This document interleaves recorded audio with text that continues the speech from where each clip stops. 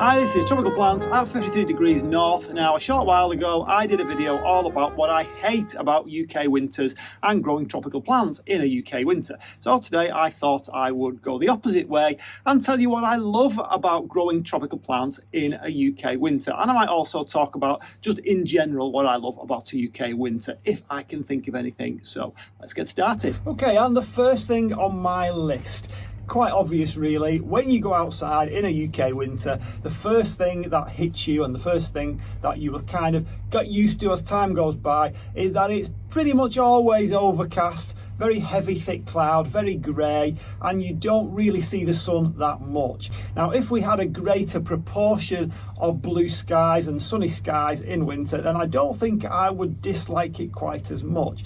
Now the contrast to that is to come into this lovely greenhouse and see all these wonderful tropical plants. It's very drab outside here because all the plants go into dormancy. There are one or two evergreens, but you're not going to get much colour, and to come in here and to get this atmosphere is probably the number one thing that I love about growing plants, tropical plants in particular, in a UK winter. And I think the grow lights help as well. If I've got any little hint of seasonal affective disorder, the grow lights really help that to disappear, because as you can see, it looks like the sun is shining on my forehead here, but no, it's the grow light. So that's the first thing on my list about what I love about growing these plants in a UK winter. Okay, now for the second thing on my list. Now, although the plants don't really know that it's winter, they do get that sense of shorter days, darker days, and of course cooler temperatures. But having said that, they still bloom for me, they still grow for me, just more slowly than they do during the spring and summer months. So I thought I'd show you one or two of the highlights that I'm currently looking at and that's currently giving me a show. So this is the second thing that makes it so good to have these kind of plants through the winter time, because of course I'm not going to get this outside for quite a while yet. So let's just have a little look at some of the highlights now before we go on to the third thing. So I've got January here and we've got a bloom like that. There's absolutely no way you're going to get a bloom of such vivid colour through any of the plants that grow in a temperate climate. Very, very unlikely. So that's a Masdevallia ignea. It has actually bloomed for me. This is just like a rogue bloom that it's thrown up, and there's another one coming there. And how about this one? Another Masdevallia. This is a species. Not sure how you pronounce this one. This is Schroederiana. Could it be?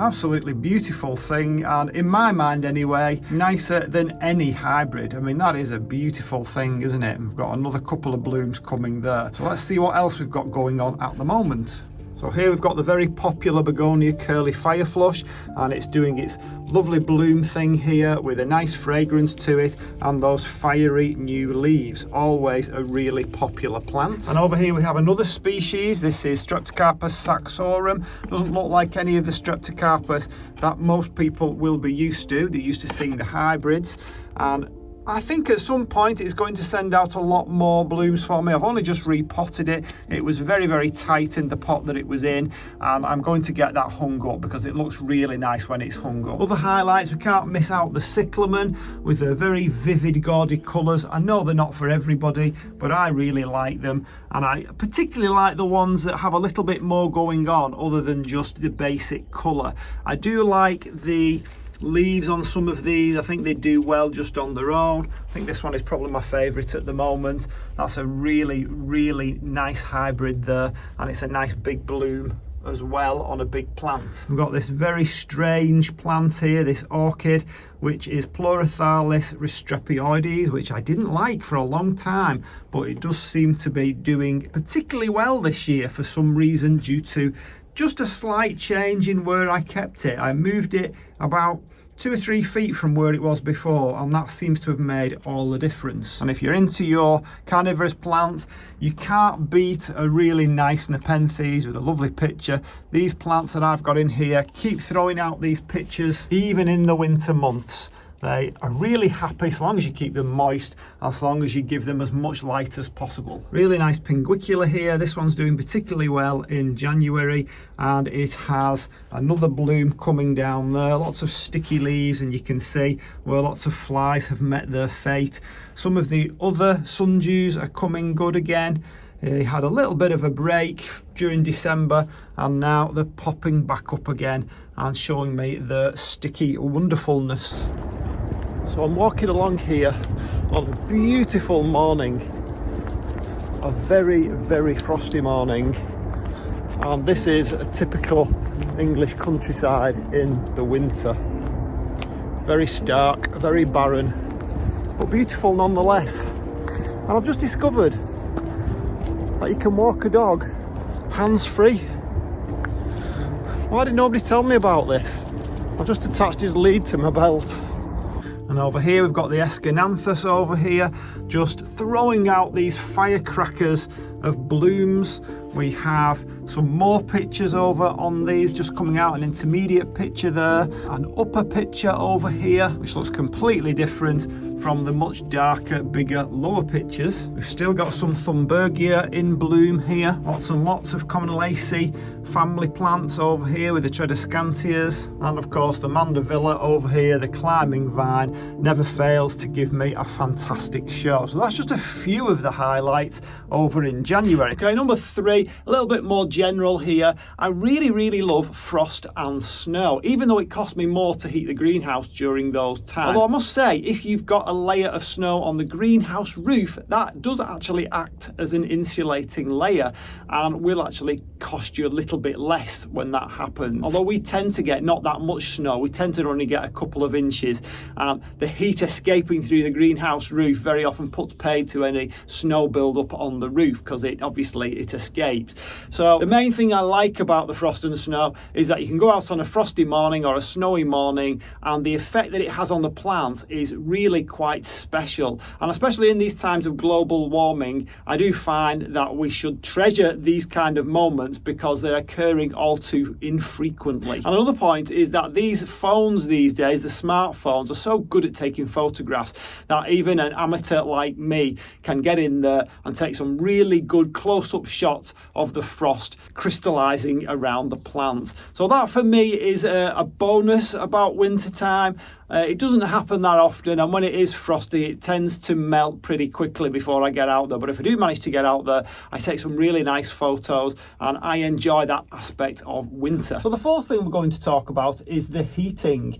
And okay, I can't say I absolutely love this aspect of winter, but it is something that's on the plus side, and that is that it's generally easier to warm somewhere up in this country than it is to cool it down. Air conditioners, if you can actually get hold of one, are really quite expensive. So what I find is during the winter months, it's much easier to insulate everything in the greenhouse, shut all the doors, windows, vents and so on, and to heat it up to the temperature I want. When it comes around to summer though, when the temperature outside does actually hit 30 on those rare occasions, but we do get it, it can be really difficult to cool the greenhouse down. All I can do is open everything up and put shading up on there, but it really is not going to be any less temperature than the ambient temperature outside. And that, of course, is a problem for some of the cool growing plants. Now, there's a guy here who comes totally unpaid, just a volunteer, and he comes to this area and he puts all these homemade, handmade little houses out.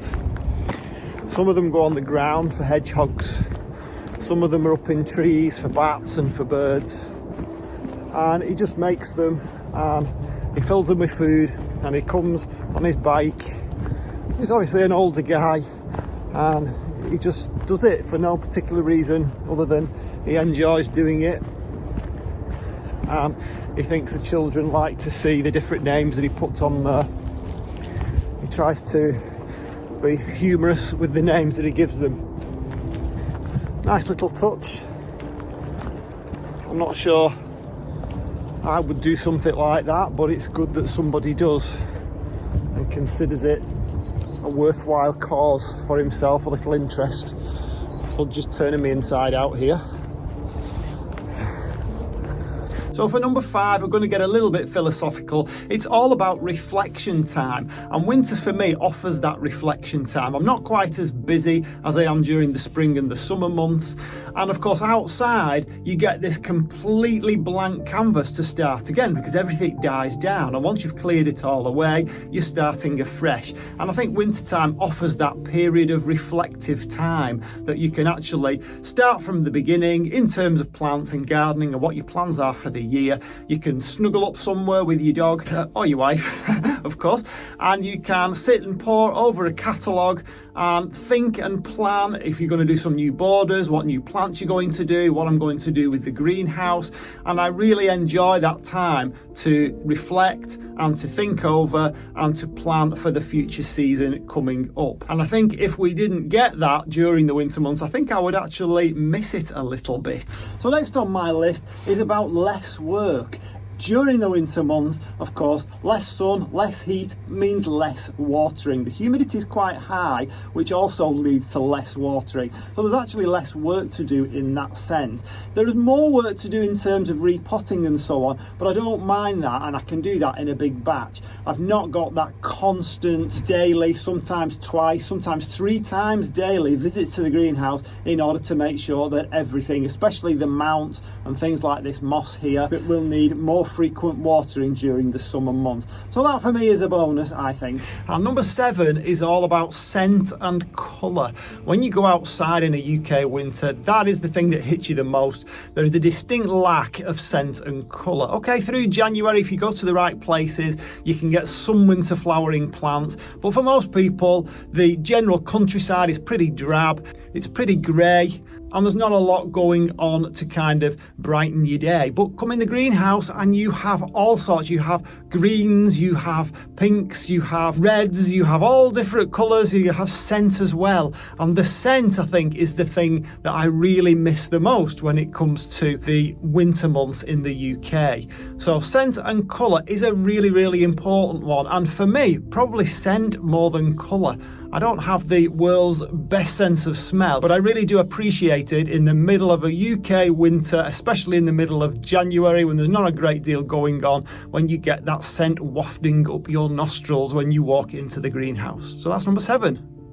So please tell me in the comments, if you live in a temperate climate, what do you love about growing your tropical plants, orchids, carnivorous plants, house plants, whatever you want to call them? What do you love about growing them during the winter months? And if you live in a tropical climate, perhaps you can tell me what you envy about people who grow tropical plants in the winter, or perhaps you can tell me what you envy about the winter months in a temperate climate like the UK. It would be really interesting to see what people's thoughts and opinions are on that matter. And just before you go, I'm going to put a card up now which will take you back to the summer months, to mid-August in my greenhouse, when all the Streptocarpus were in full bloom and doing their absolute best to cheer me up. So have a look at that before you go, and for now I'll see you on the next one. Bye.